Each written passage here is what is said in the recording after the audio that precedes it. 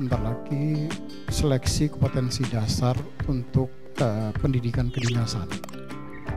Saya nanti akan mencoba apa saja pendidikan kedinasan, apa saja yang masuk di dalam ranah pendidikan kedinasan ini, dan kenapa kemudian kita melaksanakan seleksi pendidikan atau seleksi kompetensi dasar terhadap mereka-mereka ini. Sekolah pendidikan kedinasan ini adalah sekolah yang dikelola oleh 8 instansi kementerian lembaga yang diakui oleh pemerintah untuk menyelenggarakan pendidikan kedinasan.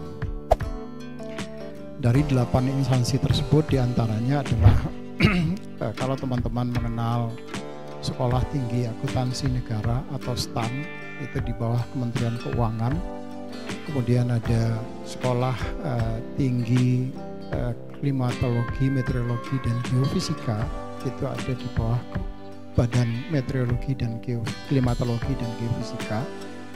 Kemudian ada di bawah Kementerian Hukum dan HAM, itu ada Politeknik Keimigrasian dan Politeknik Ilmu Pemasyarakatan, Poltekkip dan Poltekkim. Kemudian ada di bawah Badan Cyber dan Sandi Negara, itu ada Sekolah Tinggi Cyber dan Sandi Negara. Kemudian ada di bawah BPS, ada Sekolah Tinggi Ilmu Statistik, ada di bawah Badan Intelijen Negara, Sekolah Tinggi Intelijen Negara atau STIN.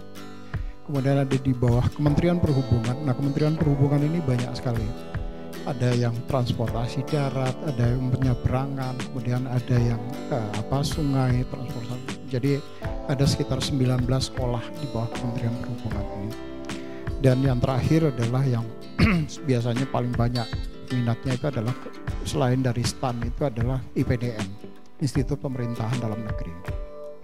Nah, kenapa seleksi di pendidikan kedinasan ini dilakukan secara nasional dan dilakukan oleh Badan Kepegawaian Negara?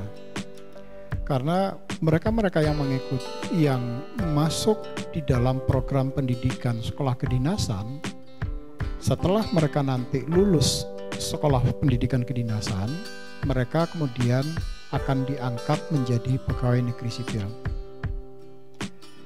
Nah, di dalam Undang-Undang Nomor 5 Tahun 2014 tentang aparatur sipil negara dikatakan bahwa seseorang yang diangkat menjadi pegawai negeri sipil harus mengikuti tahapan seleksi, mulai dari seleksi administrasi, seleksi kompetensi dasar, dan seleksi kompetensi bidang.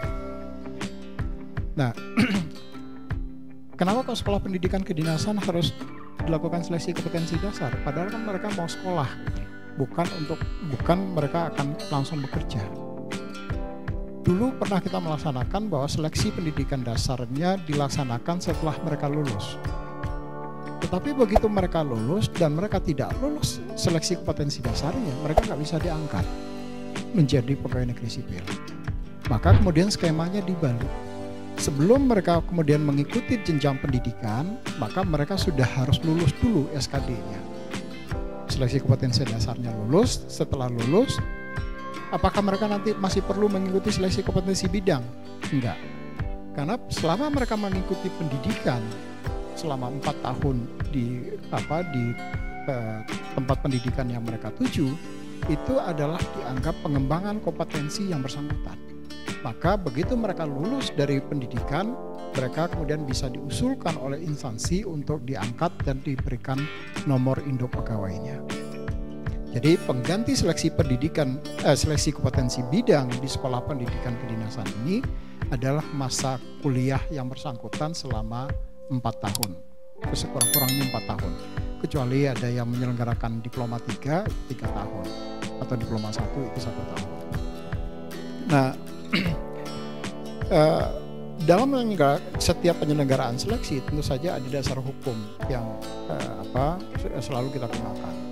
Yang pertama adalah tentu Peraturan Menteri Pan-RB Nomor 20 Tahun 2021 tentang seleksi penerimaan mahasiswa praja taruna sekolah kedinasan di kementerian lembaga, yang 8 kementerian lembaga tadi. Kemudian bagaimana pelaksanaan seleksinya kemudian bisa kita lakukan secara bertanggung jawab, transparan, adil, dan mewakili semua kepentingan, itu dengan menggunakan computer assisted test dan dapat dipertanggungjawabkan saja.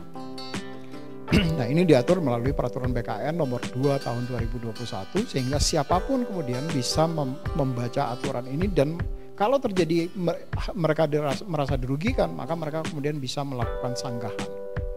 Ada kita atur mekanismenya di situ.